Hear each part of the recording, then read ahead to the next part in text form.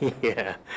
It's- Yeah. What are you talking about? It's my real hair. That is so What funny. you don't account for is the smell of the outfit from the people that have been wearing it before you.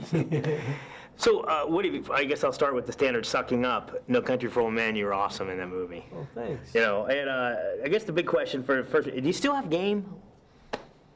I like to think so. Of course, I'm not the one to say it, but yeah.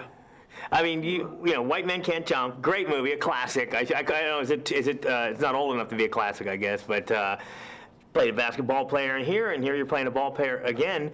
How has the world changed since between those two movies for you as far as basketball? Well, interestingly enough, you know, back then we were making a 90s movie, and this one was a 70s movie, so we really went back in time.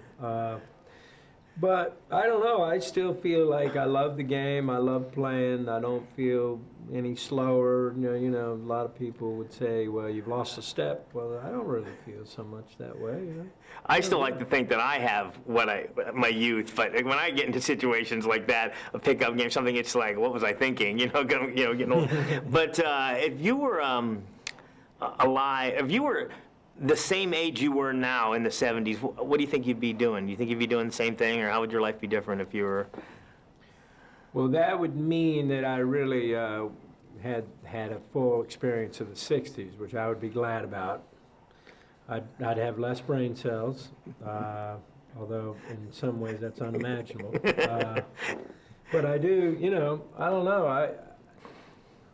That's a good question. I have no idea. You know, I know you may find this hard to believe it. I don't normally look like this, but I did notice that when I put on the getup, that I was walking a little bit different. You know, I don't know how it just automatically happened. Does that happen to you when you put on the costume? It really did that. It just makes you walk different and feel different, and it kind of puts you right into character.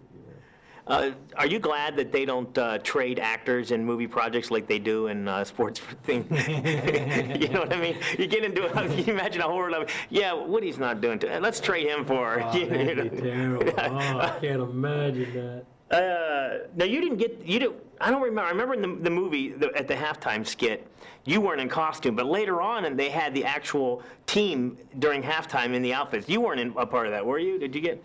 Alas, no. Yeah, I was going to say, to me, I think that would be the low point of the whole thing there. So, now, was that the? I would imagine the best part of this movie is just you guys just playing around on the. Just hanging out and laughing all day long.